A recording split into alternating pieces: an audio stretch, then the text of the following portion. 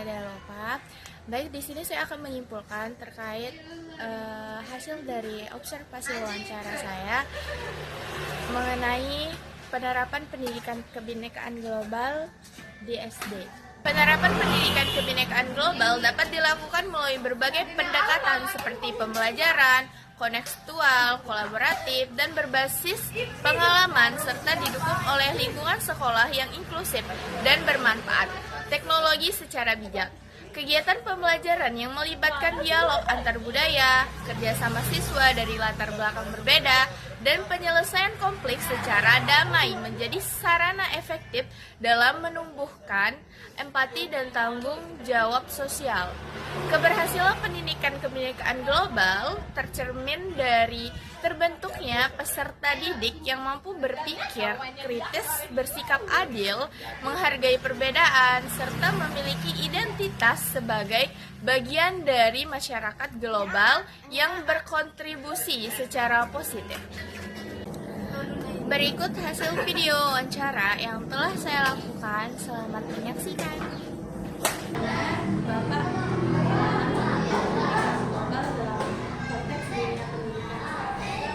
ya, kebenaran global ada di dunia pendidikan. Kalau saya memahami yang dimana anak-anak itu kita memberikan pemahaman bahwa seperti sikap toleransi, seperti digitalisasi, kita berikan pemahaman bahwa pendidikan itu sangat berpengaruh sekali, terutama di pendidikan.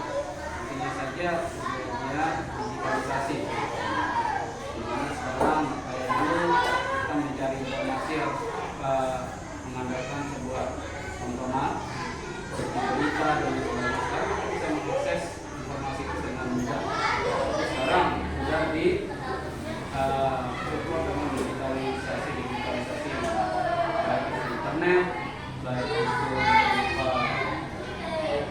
AI, terutama sekarang itu sudah masuk di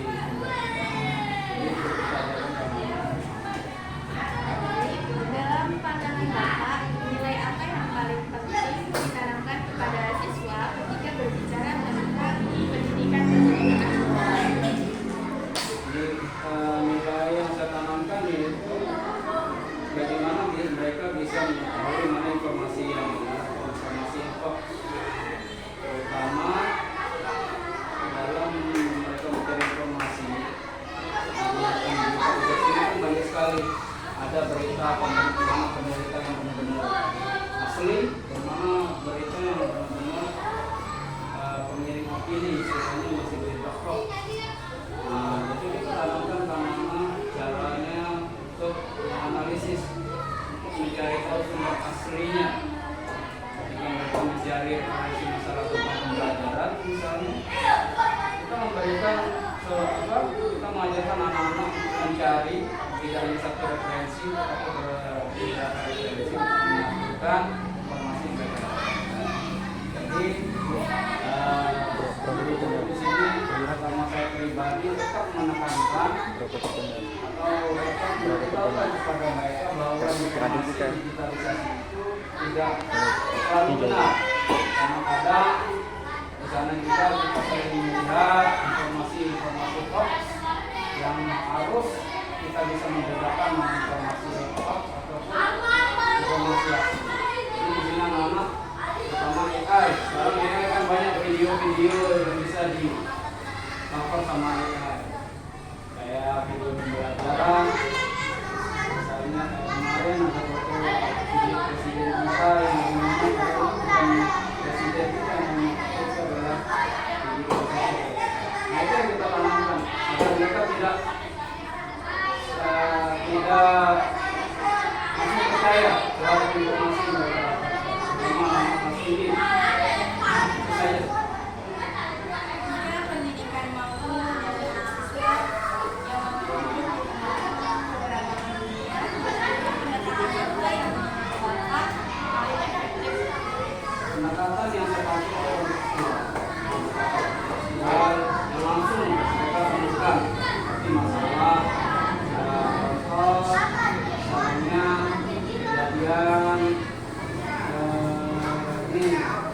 banjir.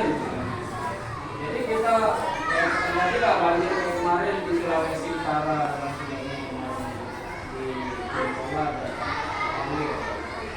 Nah, di situ misalnya saya menjelaskan ini berdampak positif banjir, ini kenapa bisa terjadinya banjir, apa sih penyebabnya. Jadi anak-anak langsung melihat, kan memberikan mereka ruang, apalagi kita sudah mendapatkan yang namanya papan digital interaktif seperti yang dari belakang. Nah, di sini bisa mengakses yang namanya semua informasi baik menggunakan mungkin pakai data. Jadi di sini anak-anak bisa langsung nonton.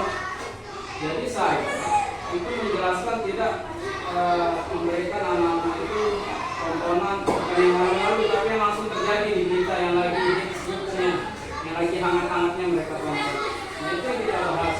Dan kayak kemarin bahasanya apa sih penyebab banjir, ternyata ada penyebabnya yaitu penebangan hutan secara masif, terus tidak adanya regulasi dan sebagainya. Itu yang kita berikan. Terus kita tanamkan ke anak-anak. Kalau misalnya saya mengungkapkan banjir di tsunami di tahun 2005, mungkin mereka sudah merasa itu sudah lalu. Dan itu informasinya mungkin udah menurut mereka nggak terlalu menarik.